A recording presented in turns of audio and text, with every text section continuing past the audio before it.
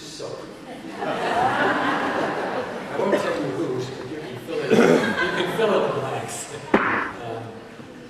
So ethics is what I really have been focusing on, and it's a more complex concept.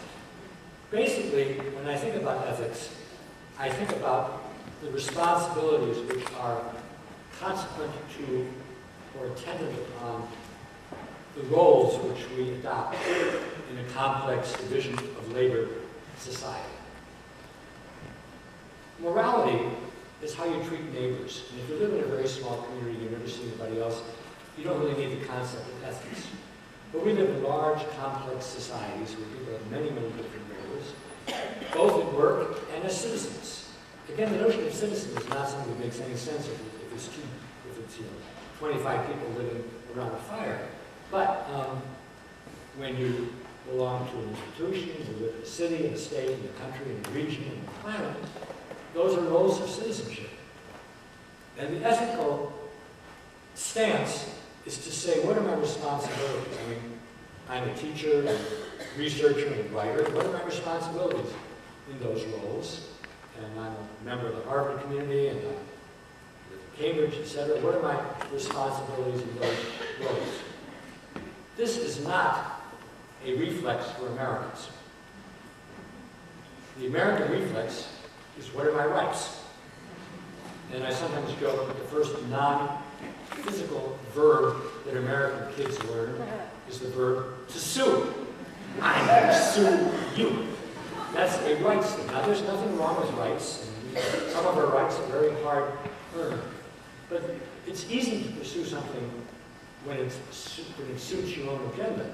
The test of ethics is when you do the right thing, even if it doesn't advance your own agenda, or in the limit, you're a teacher, you have a child who needs a lot of extra help.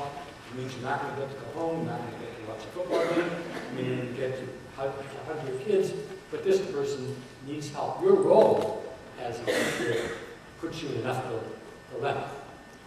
Of course, ethics involves thinking about your role and figuring out what your responsibility is. But of course, the acid test is not whether you can think about it, but whether you can do it, and whether you can do it in your community, whether it's a professional community or a civic community. So that's what the ethical mind is. And the ethical muscle is very poorly developed in our country today. And when it is manifest, it often doesn't get the attention that it needs. And that's very unfortunate. I mentioned that colleagues and I, for 15 years, have been working on the Good Work Project, and Niel gave it a plug. We define good work as a pun on the word good. Good has three connotations. Good means it's well done, it's excellent quality, it's disciplined. Number two, it feels good, it's engaging, it's meaningful. Number three, it's carried out in an ethical way. It's responsible, it's moral, it's people trying to do the right thing. We have a little image here of the three E's of excellence, ethics, and engagement. It's a strand, we call it ENA. And of course, there are people who have one or two of these strands, but people are genuinely good workers if they can combine discipline and excellence, meaning and engagement, and carrying things out in an ethical way.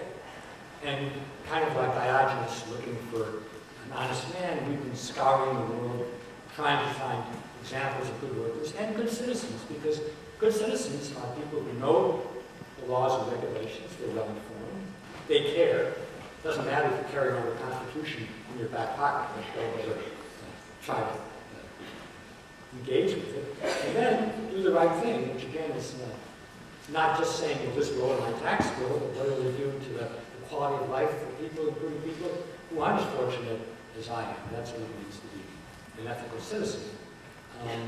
So we did a study of young people, people who are 15 to 25, some of your students, maybe a few of you are here, and the results were disturbing. What we found is that among the best and the brightest, these are kids who are on their way to success in various professional spheres, artists, scientists, future professionals, we certainly found that there was an understanding of good work, and some people aspired to it, and some people we thought actually achieved it.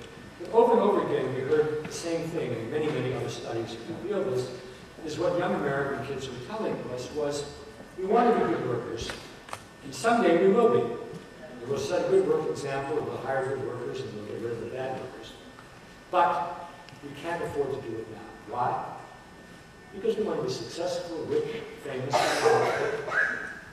We see the root there too. We don't trust our peers to be ethical, to do the right thing, the responsible thing.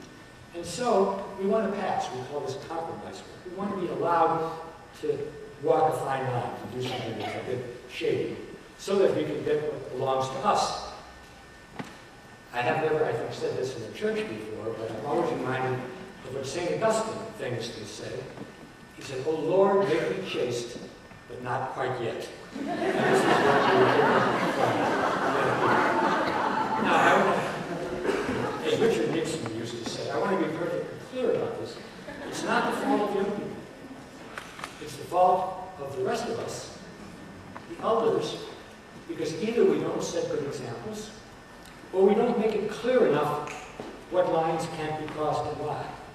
But it is a big problem, as I say. It isn't just our research. There's huge amounts of evidence about the, I would say, the thinning of the ethical muscle in our young people. And this really has changed my life, because most of what I do now is working with young people, particularly at the college level, to some extent graduate students, to some extent secondary school students, to get them to think and wrestle with good work issues.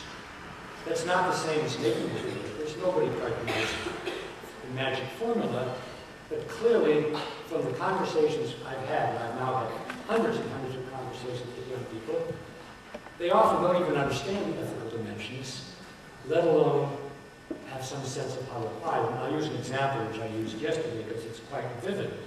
There was a well-known, well-regarded dean of admissions at MIT, and she'd been in her position for many years and was well-regarded. But it turned out that she had lied for 30 years about her own credentials, claiming to have an undergraduate and graduate degree, which she didn't have. She was summarily fired, and to me this was an absolute no-brainer. You can't possibly be judging other people's credentials when you have lied and never even confessed it for 30 years. In a group of very gifted, engaged young students, there was nobody who thought that she should be fired. They split between, well, she's doing a good job, what's the problem? To, well, everybody lies on their resume.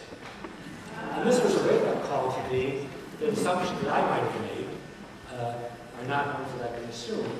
And even without the digital media, this would probably be a problem. But the digital media, as you doubtless know if you are conscious these days, is affecting all sorts of life chances issues having to do with bullying and plagiarism and all kinds of things like that. So ethics isn't the topic that began yesterday. Aristotle wrote about it, but it's nothing that we can't rest on our ethical laurels. It has to be computed and recomputed all the time. So you know who this guy is. About a year ago, I created an elevator speech for Obama. I've never met him. I don't know whether I ever will. And in a sense, it's almost a period piece now because so much has happened since. But I still think the elevator speech has some legitimacy, so I'm going to give it to you. It doesn't take very long. And here's the elevator speech, Mr. President. Our country has been dominated by the 3 M's: money, markets, and me. And this is even before I began to read Robert Reich. This has been the message for the last 30 or 40 years.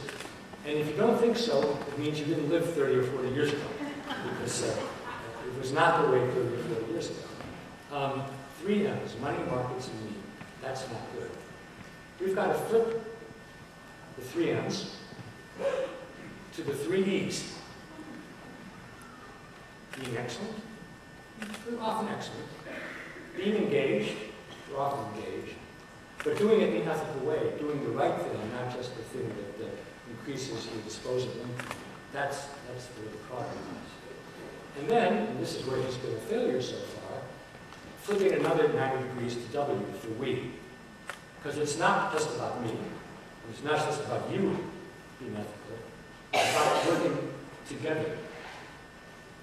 I recently spent time in Finland and Singapore back to back because they're generally considered to be the best countries educationally. And maybe we'll talk about that when I talk with the superintendents. One of the things that struck me, and again, if you're under 30 or 40, which will be harder for you to understand, is in Finland and in Singapore, there's a lot of pride in the country. And there's not much of a waving of the nose about what you've achieved. People are almost embarrassed if attention is called to what they've won and how much money they have. And the schools are very flat. You don't know where who's rich and who's poor. We are the nation. I think we made once, and that's probably the one insight the Tea Party has. I don't buy their solution at all. But the notion of working together for something other than self-aggrandizement, that's really what I hope the president will be able to do, but he clearly hasn't found the key to that yet.